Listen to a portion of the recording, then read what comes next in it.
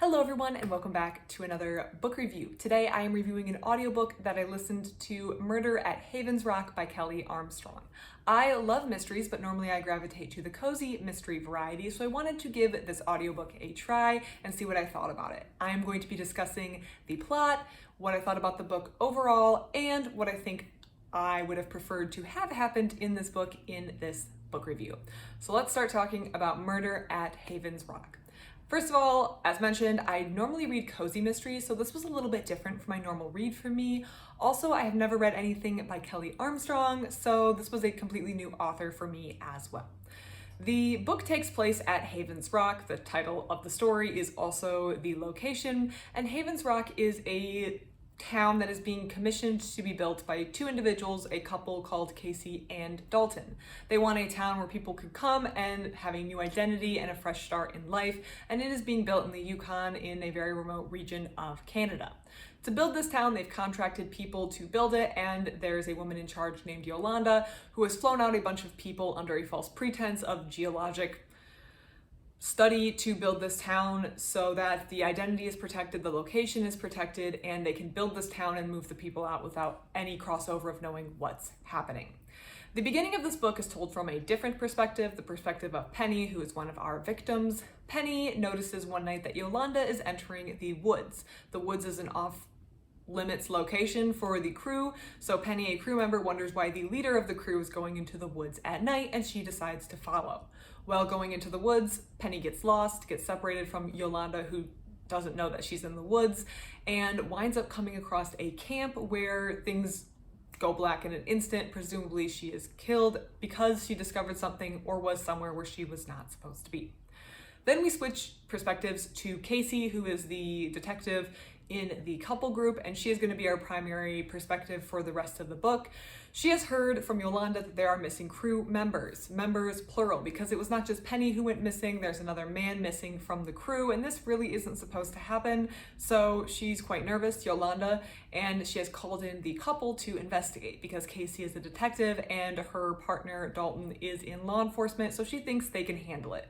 They also don't really want to get true law enforcement involved because they don't want to reveal the location or the existence of Havens Rock.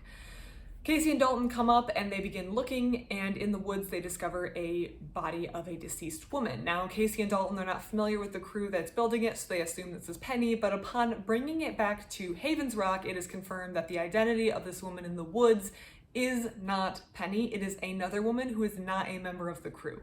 So now there's several mysteries going on. What happened to the crew members who've gone missing from Havens Rock? Who could be responsible? Because again, there's such a small list of suspects being in a very enclosed, remote location. And what was Yolanda doing in the woods that night? And finally, what is the identity of this woman who has also been found in the woods? Casey and Dalton begin investigating, but trying to be careful to not reveal the location or identity of Havens Rock as a town, and they are going to determine who this woman is, who could be responsible for her death, and hopefully bring that individual to justice.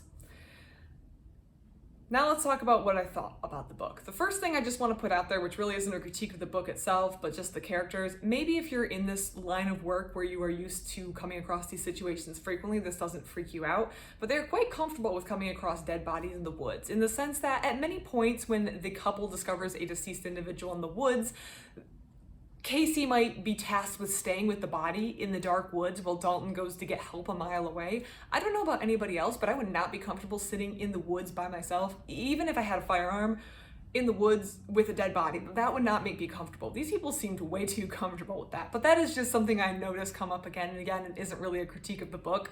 Some of the things I wanted to talk about is I don't really understand the priorities of these people. I think one of the things that made this problematic was there was an individual who I think we were not supposed to like, whose name was Gunnar, who I actually liked a lot, and an individual I think we were supposed to like, which was Dalton, Casey's partner, who I didn't like at all. I didn't like Dalton. Anytime Dalton had screen time, anytime Dalton was talking, anytime Dalton was existing on the page, or I guess the metaphorical page because I was listening to it, I was annoyed. I wanted him to shut up and leave.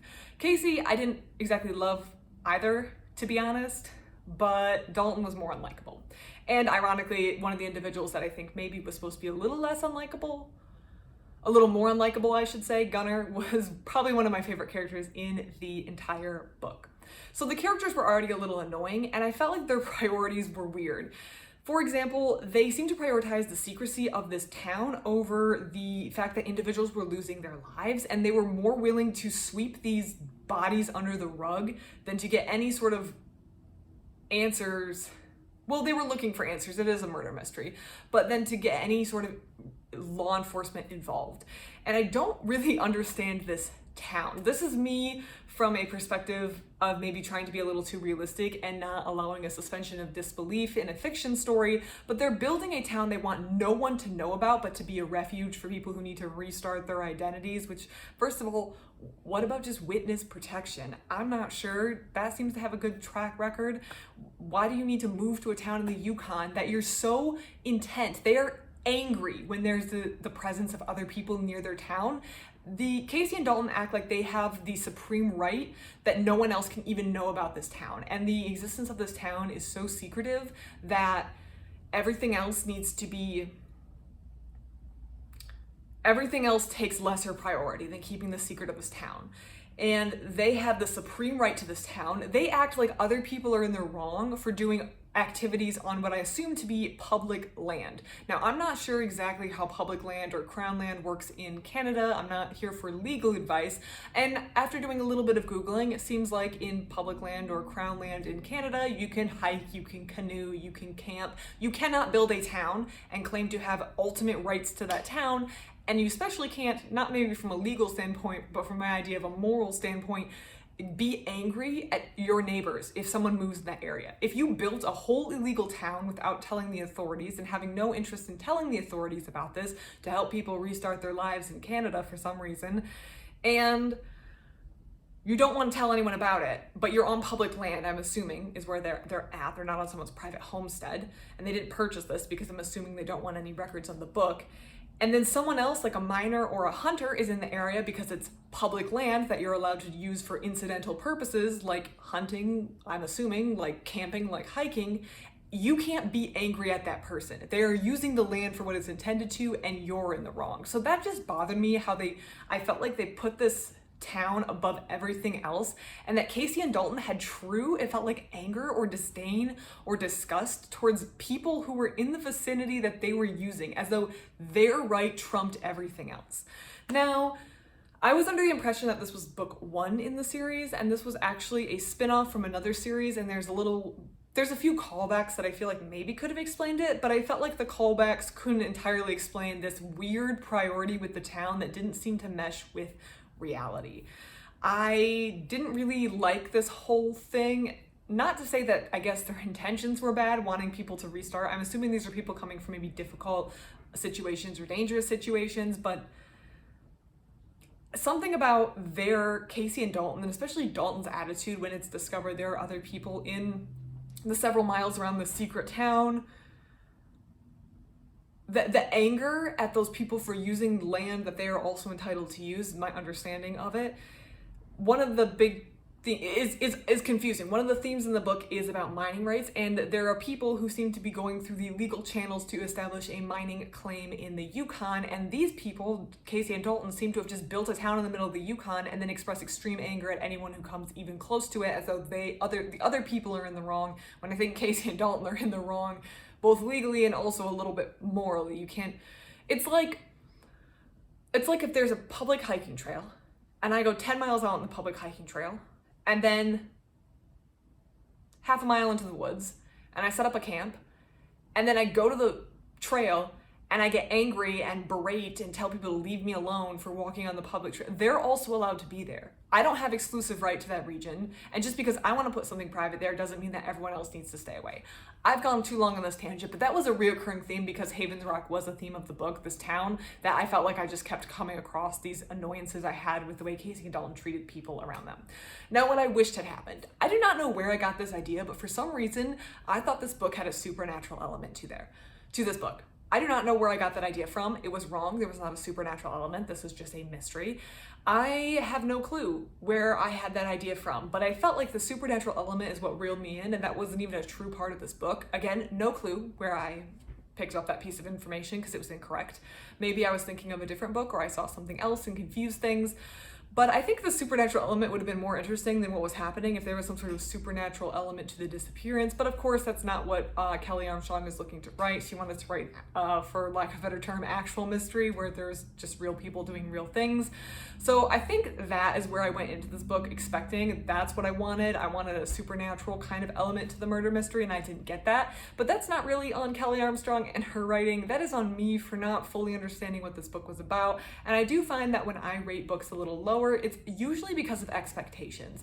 I expected one thing and I didn't get it. I got something else delivered. This is more true with nonfiction than fiction, I think. With nonfiction, when I expect topic A to be discussed, but maybe topic B is discussed instead, I usually rate it a little lower, not due to anything about the writing quality, but because my expectations were wrong.